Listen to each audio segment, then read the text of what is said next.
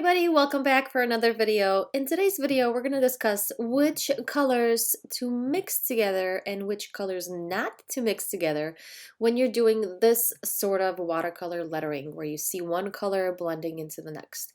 Because you don't want your lettering to look like this, where it's going from a nice bright color to something that's kind of yucky, blah, and brown and just not very pretty. So we're going to discuss some basic color theory and how to apply it to your watercolor lettering.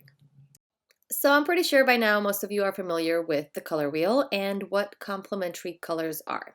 So complementary colors are, if you don't know, they are the colors that are directly opposite each other on the color wheel.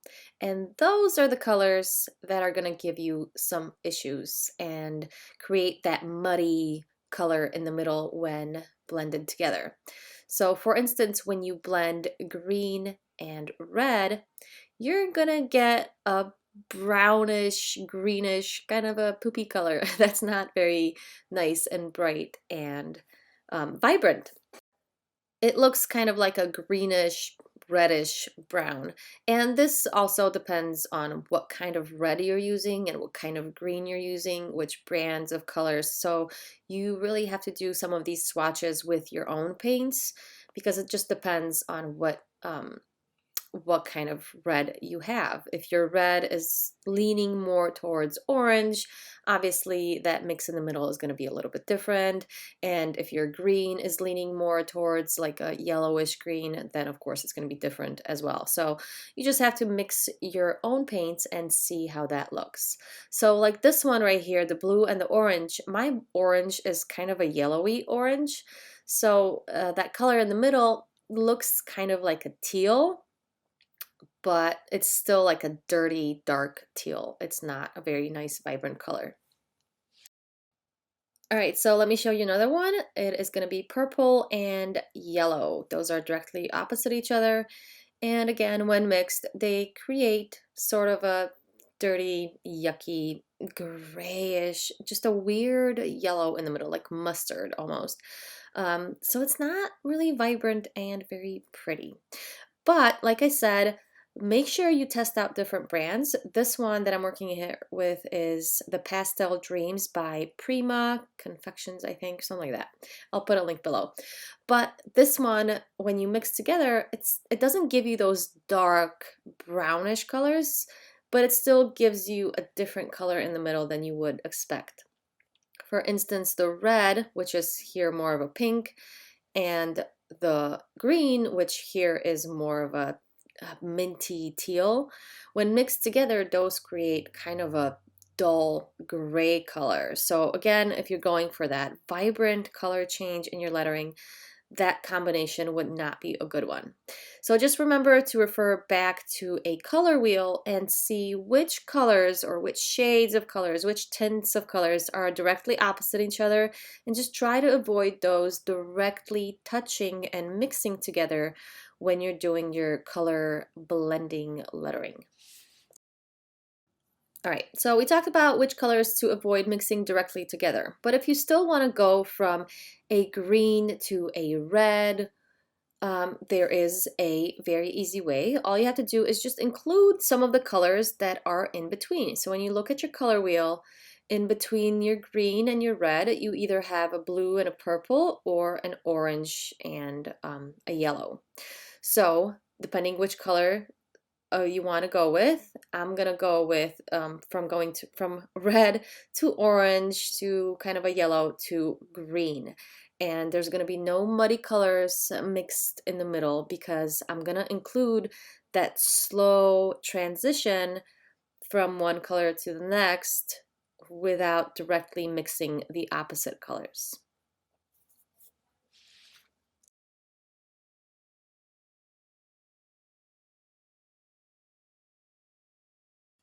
So you see we ended up with a green and a red, but we took the longer route and we started with, and we included the different colors in the middle. So now I'm gonna go the opposite way and do the red, purple, blue, and end up with the green at the end as well.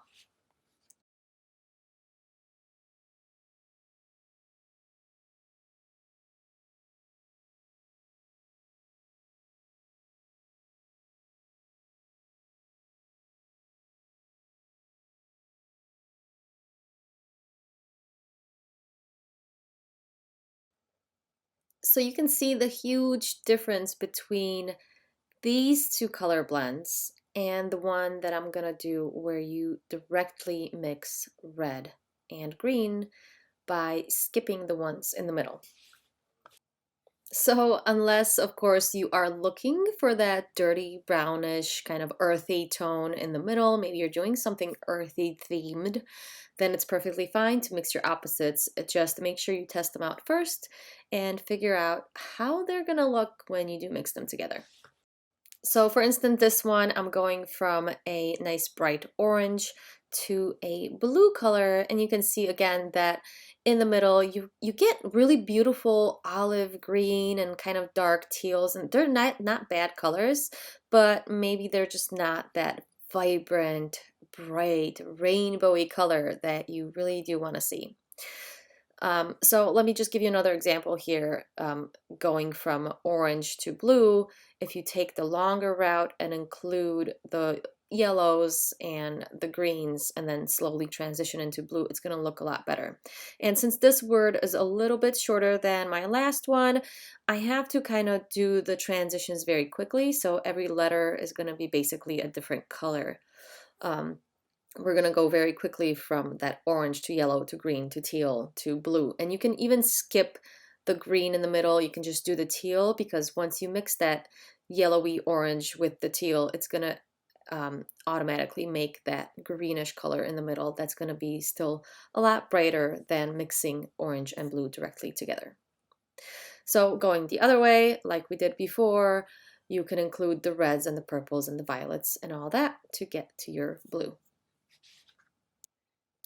But what if you don't want to go all the way from your one opposite color to the next opposite color? What if you want to stay a little bit closer together? So these are other colors that you can mix together to create beautiful blends without going all around the circle. So these are called analogous colors, and these colors are next to each other. So when you do that, all you have to do is just cover up part of your circle like I'm doing here and pick some colors, not 6 colors from one side to the next, but like 4-ish.